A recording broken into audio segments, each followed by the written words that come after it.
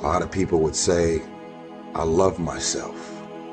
Do you really love yourself? Are the things that you're doing and the people that you're hanging out with and the places and the circles that you're traveling in, does that reflect a person that actually loves himself? If you love yourself, why would you fuck with those type of people? You know what they're saying about you behind your back. You know that they don't like you. And because you're so desperate to have people around you, you continue to go back. I'm not preaching separatism. I want a bunch of people to just be alone. I'm saying you are old enough and mature enough to understand the difference in good people and bad people. You want to begin to get all the toxic people out of your life. Toxic relationships are relationships with people that always criticize you. All they can do is just exploit your weaknesses. All they can do is remind you of the mistakes that you've made in the past. Toxic people can run your blood pressure up. I know people whose lives have been ruined because somebody wasn't good for them. You cannot expect yourself to feel good about your day when you're including negative and dysfunctional people in your day. You run around with losers, you will end up a loser. Unconsciously, you will pick up their ways, you'll pick up their habits, you'll pick up, most importantly, their attitude about life. If you're around cynical, negative people all the time, you will become cynical and negative. So you got to watch yourself. Many of us are living out the lives of other people, living out their conclusions, living out of their consciousness. Align yourself with people that can encourage you, people that can empower you, people that you can learn from, people that you can grow from. That's very important. See, if you have people around you that can contribute to your growth, see, it's easy to be on the bottom. It doesn't take any effort to be a loser. It doesn't take any motivation, any drive in order to stay down there on a low level. But it calls on everything in you, ladies and gentlemen. You have to harness your will to say, I'm going to challenge myself. Sometimes I have to pull myself out of bed and say, come on, Les. Things I know I should do, I don't do. Things I shouldn't do, I do. You don't wake up in the morning and negativity, dysfunction, problems, and issues just randomly pop up. Because these are the type of people you've decided to include in your day-to-day life. So you got to look at the people in your life and find out, what kind of person are you becoming because of that relationship? My mother used to say, you run around with losers, you will end up a loser. God put people in your life for a reason. Others are there for a season. And it's very important that you recognize when people's seasons are over. Make a list of who you communicate with most and ask yourself the question, what kind of person am I becoming because of this relationship? Some people just don't really make sense for your life and the new season, the mind and the space that you're in.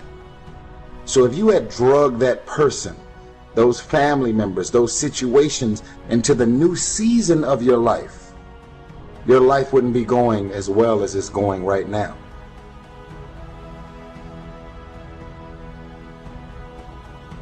My mother being a Sunday school teacher, teaching me about prayer and God, that was really helpful to me, you know.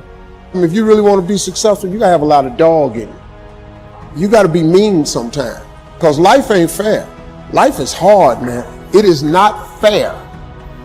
Like you have happened to you that just, you go, man, why this happened? Because life ain't fair.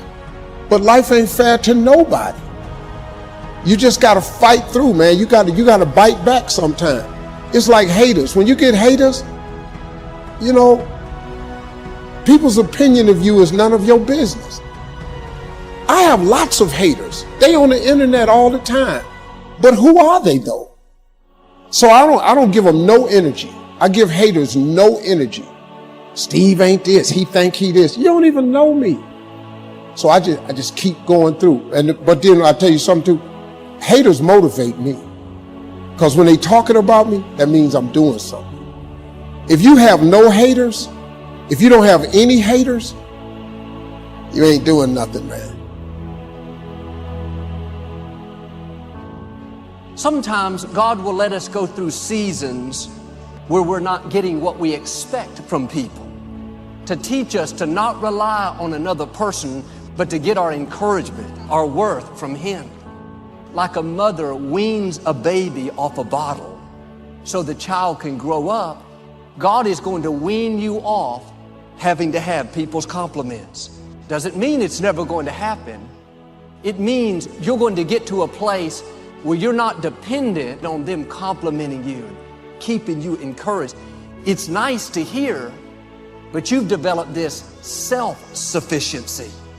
Because the higher God takes you, there will be more disapproval, more opposition, more critics. If you're basing your worth on how people are treating you, you're trying to keep all of them happy, you'll never become everything God created you to be.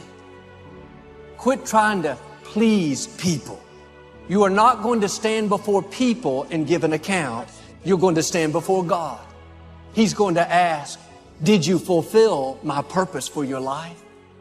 The less you depend on people, the stronger your spiritual muscles are going to become and the higher you're going to go. God is going to give you victories where the odds were totally against you. You could overcome that obstacle if you had the strongest players. God is saying, don't worry about it. You don't have to have all those people. You and God are a majority. If you'll quit depending on people, the anointing will increase in your own life. You'll accomplish more with less people because of God's favor on your life. Are you discouraged because people are not giving you what they used to? It's because God's growing you up. Quit trying to get from people what only God can give.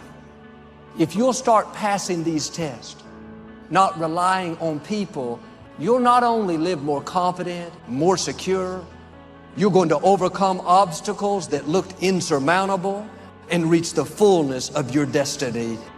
The fact that you're still alive and still on this earth, even though it's been challenging and rough, God has a plan.